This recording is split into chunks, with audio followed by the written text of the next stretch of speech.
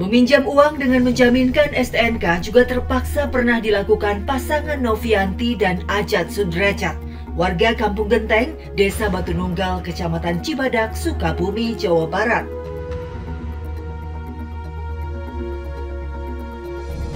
Neng bisa bantu ibu nggak ya? Ibu kan lagi kekurangan modal nih untuk usaha ibu. Baik Ibu, nanti saya konfirmasi ke kantor saya dulu karena harus ada persetujuan karena kan nggak boleh sebelah pihak ya Ibu ya. Oke, nanti saya kabarin Ibu lewat telepon. Nanti uangnya saya transfer ya. Oh iya, oke. Ditunggu ya Neng ya. Iya. Assalamualaikum Neng, makasih banyak Neng. Bedanya bukan untuk menipu, tapi karena usaha di bidang pembuatan kotak jam tangan yang dirintisnya sedang terpuruk. Uang hasil menggadaikan STNK kendaraan lalu mereka gunakan untuk memulai kembali usahanya dari titik nol. Pernah bangkrut saat pandemi karena PPKB, PSBB, semua toko-toko kan tutup ya jangka waktu yang lama. Ada juga pernah menyekolahkan kendaraan seperti ada motor, ada kekurangan untuk beli bahan baku, kekurangan untuk modal lah. Jadi terpaksa saya gadaikan dulu itu surat-surat kendaraan.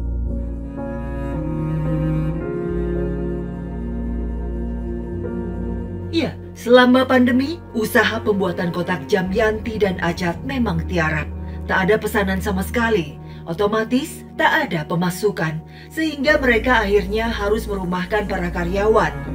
Stok kotak jam tangan yang dititipkan di toko-toko rekanan banyak yang dikembalikan, karena banyak toko yang bangkrut. Untuk bertahan hidup, mau tak mau mereka menjual aset pribadinya, termasuk menggadaikan surat kendaraan.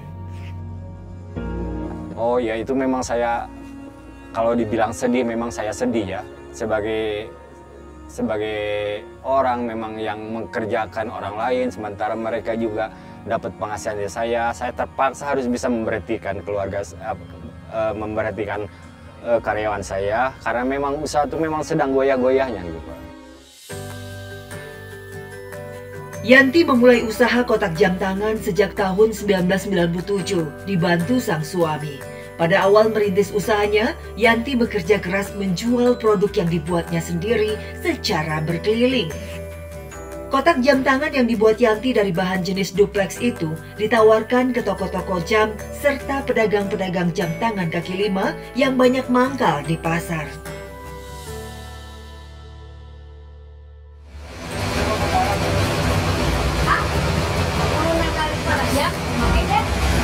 Sekarang malah gitu Pak.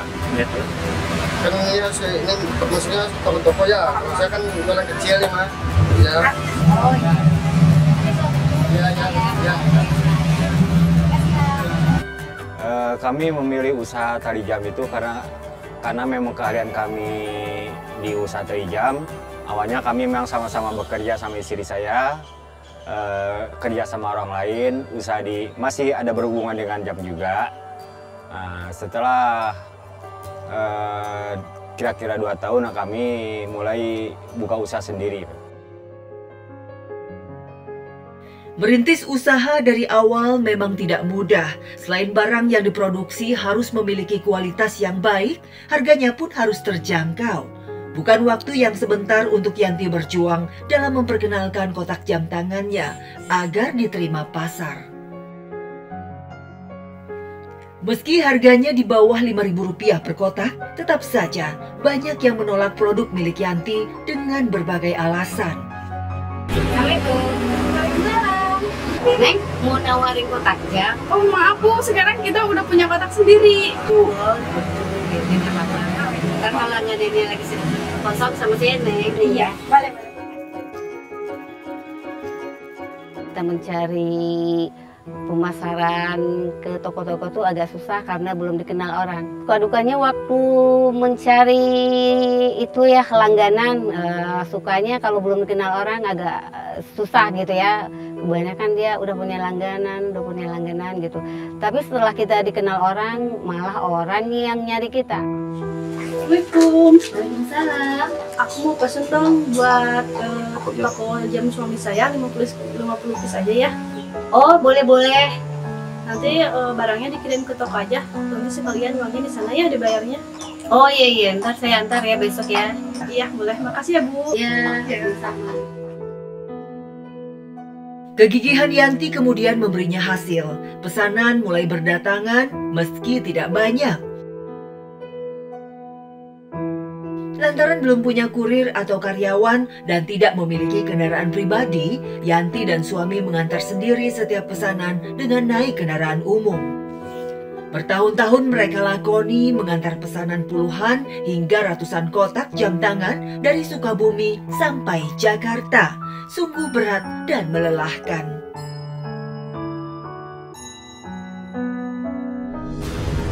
Halo? Ya halo, Pak buru-buru nih Pak. Iya nih Pak, ini lagi ngantar sama istri saya tuh. Ini terjebak macet lagi, gimana nih? Saya ini lagi buru-buru juga. Oh kelamaan. Tapi macet Pak. Mohon maaf aja Pak ya, gimana? Mungkin agak telatan nanti ininya, nyampenya. Ya cepat-cepat aja Bu. Ya Pak ya. Ya, oke. Makasih Pak.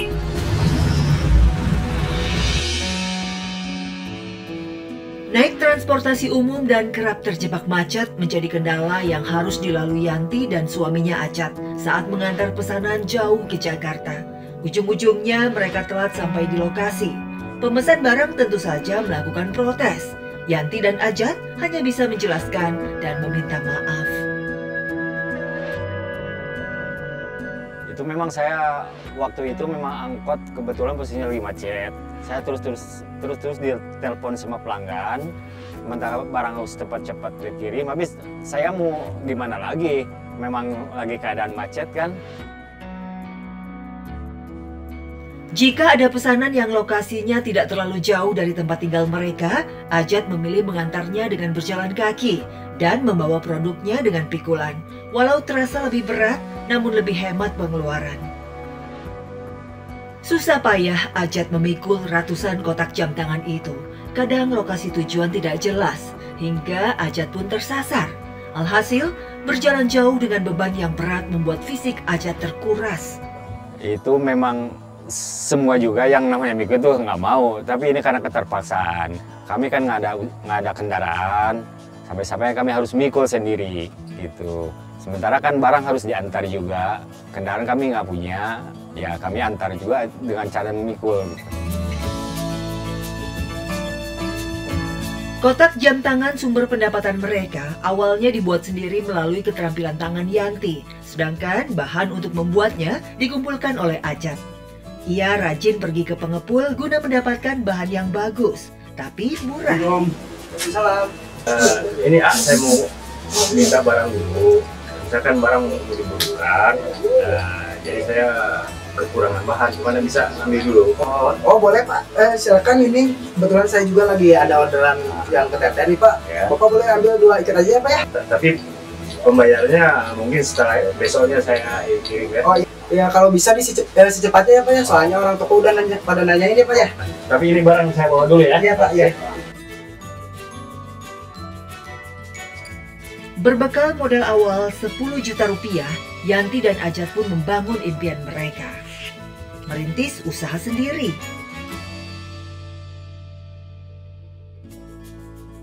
Kesulitannya nggak ada ya, cuman masalah harga aja suka naik. Assalamualaikum. Waalaikumsalam. Bu, ini ada tambahan barang nih, harus kita cepat kerjakan biar cepat, nanti kan ada tambahan barang lagi. Bahan kertas duplex yang dibeli Ajat kemudian dipilah-pilah di rumah.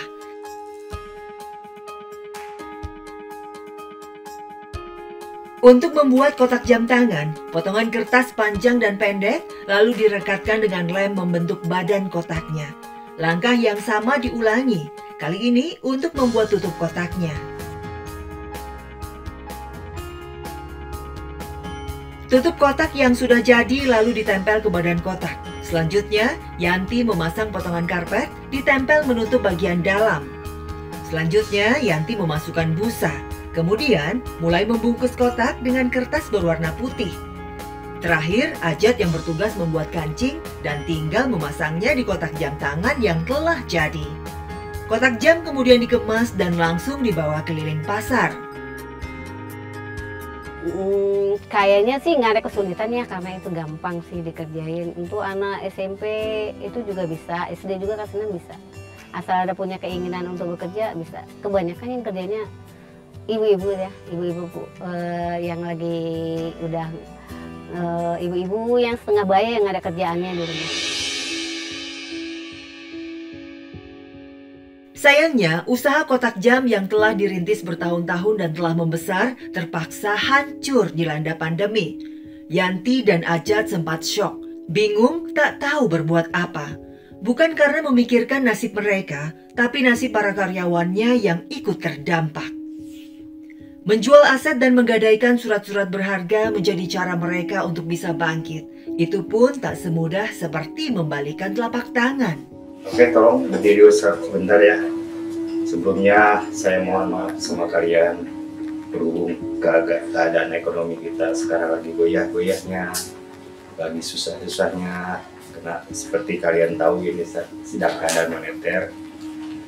Dengan rasa berat hati saya untuk meliburkan dulu kalian atau memberhentikan dulu kalian sementara, dan bila mana nanti keadaan ekonomi sudah berjalan kembali, saya akan panggil lagi kalian.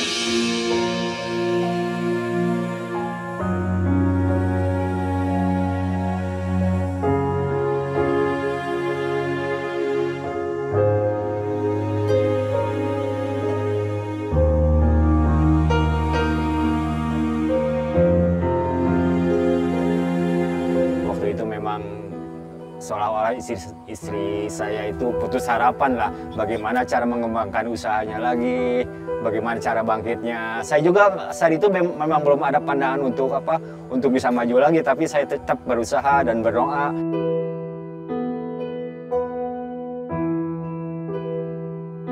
Dengan modal yang diperoleh, Yanti dan Ajat bisa kembali mempekerjakan karyawan yang dulu dirumahkan.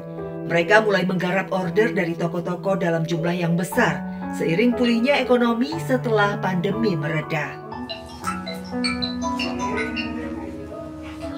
Halo, Assalamualaikum. Oh, Bu, Anda Cianjur. Masih, Bu, masih. Ada apa, Bu? Insya Allah bisa. Untuk kapan, Bu? Cepatnya, insya Allah bisa. Saya usahakan, Bu, ya. Alhamdulillah, Bu. Kita dapat order lagi. Alhamdulillah ya Pak ya. Iya, ini dari langganan kita yang Akhirnya ditemukan Allah juga ya Pak. Buat kita.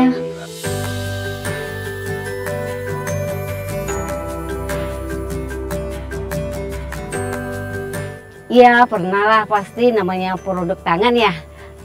Komplain itu biasanya pekerjaannya buru-buru. Jadi sehingga hasilnya tidak begitu rapi ya hasilnya. Babak baru usaha kotak jam tangan milik Yanti dan Ajat kemudian menemukan titik terang. Yanti pun menata kembali strategi penjualannya untuk menggait pelanggan, baik customer baru maupun pelanggan lamanya. Proses distribusi juga makin lancar dengan adanya mobil untuk pengiriman. Usaha yang sempat terhenti karena pandemi kembali menghasilkan banyak keuntungan.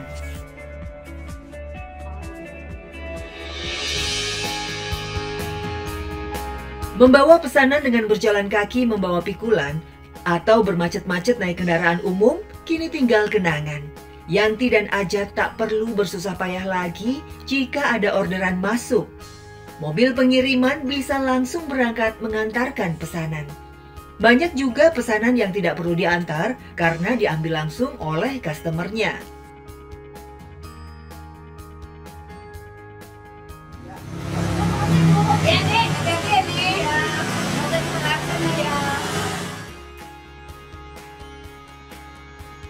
Meski harus berkompetisi dengan box jam tangan made in China yang banyak masuk ke toko-toko jam tangan besar, Yanti sama sekali tidak khawatir produknya kalah bersaing.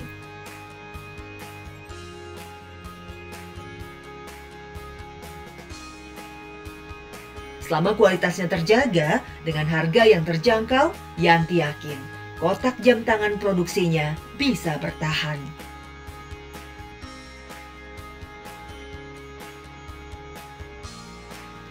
Terbukti omset produknya mulai kembali stabil dan bahkan meningkat pada musim-musim tertentu. Kalau omset nggak menentu ya gimana. Kalau biasanya kalau mau lebaran omset lebih meningkat daripada hari-hari bulan-bulan biasa sampai habis lebaran. Kalau di bulan habis setelah itu biasa lagi standar. Pantang menyerah bahkan dalam kondisi paling sulit sekalipun adalah hal yang bisa kita teladani dari kisah Yanti dan Ajat. Bagaimana Allah Subhanahu wa Ta'ala juga mengajarkan kepada umatnya untuk tidak mudah putus asa, seperti firman-Nya dalam surat Al-Hujr ayat 56. Dia Ibrahim berkata, tidak ada yang berputus asa dari rahmat Tuhannya kecuali orang yang sesat. Sementara surat Yusuf ayat 56 berbunyi, wahai anak-anakku, pergilah kamu, carilah berita tentang Yusuf dan saudaranya, dan jangan kamu berputus asa dari rahmat Allah. Sesungguhnya yang berputus asa dari rahmat Allah hanyalah orang-orang yang kafir.